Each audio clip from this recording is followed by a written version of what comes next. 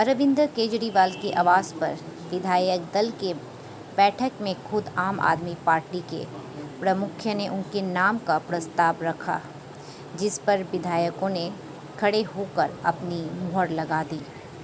केजरीवाल के जेल जाने के बाद सरकार की सबसे ताकतवर मंत्री के रूप में उभरी अतिशी काल केजरी से पहली बार की विधायक है।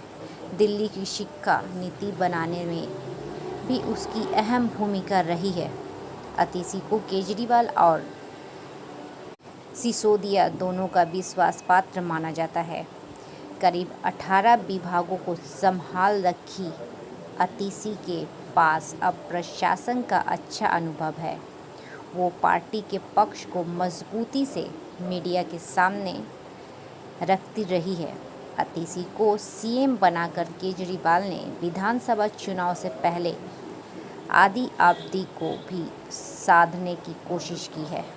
कथित शराब घोटाले में कई महीने तक जेल में रहने के बाद बाहर निकलने केजरीवाल ने रविवार को इस्तीफे की घोषणा की थी। वहीं मंगलवार शाम एलजीबी को सक्सेना को अपना इस्तीफा सौंप देंगे। केजरीवाल ने कहा है कि वो तब तक दोबारा सीएम की कुर्सी पर नहीं बैठेंगे जब तक चुनाव जीतकर जनता से ईमानदारी का सर्टिफिकेट हासिल नहीं कर लेते हैं। केजरीवाल की गिरफ्तारी के बाद से ही भारतीय जनता पार्टी उनके खिलाफ आक्रामक थी और इस्तीफे की दबाव डाल रही थी। केजरीवाल इस बात पर अड़े रहे कि वो जेल से ही सरकार चलाएंगे। सुप्रीम कोर्ट से जमानत मिलने के बाद उन्होंने अचानक पद छोड़ने का ऐलान करके सबको चौंका दिया। अरविंद केजरीवाल के आवास पर विधायक दल के बैठक में खुद आम आदमी पार्टी के प्रमुख ने उनके नाम का प्रस्ताव रखा, जिस पर विधायकों ने खड़े होकर अपनी मुहर लगा दी। केजरीवाल के जेल जाने के बाद सरकार की सबसे ताकतवर मंत्री के रूप में उभरी अतिशी काल केजरी से पहली बार की विधायक है। दिल्ली की शिक्षा नीति बनाने में भी उसकी अहम भूमिका रही है। अतिशी को केजरीवाल और सिसोदिया दोनों का विश्वास पात्र माना जाता है। करीब 18 विभागों को संभाल रखी अतिशी के पास अब प्रशासन का अच्छा अनुभव है। वो पार्टी के पक्ष को मजबूती से मीडिया के सामने रखती रही है।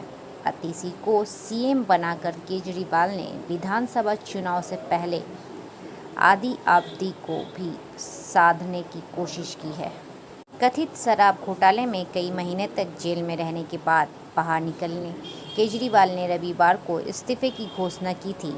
वहीं मंगलवार शाम एलजीबी को सक्सेना को अपना इस्तीफा सौंप देंगे। केजरीवाल ने कहा है कि वो तब तक दोबारा सीएम की कुर्सी पर नहीं बैठेंगे जब तक चुनाव जीतकर जनता से ईमानदारी का सर्टिफिकेट हासिल नहीं कर लेते हैं। केजरीवाल की गिरफ्तारी के बाद से ही भारतीय जनता पार्टी उनके खिलाफ आक्रामक थी और इस्तीफे की दबाव डाल रही थी।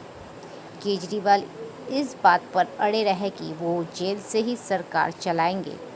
सुप्रीम कोर्ट से जमानत मिलने के बाद उन्होंने अचानक पद छोड़ने का ऐलान करके सबको चौंका दिया।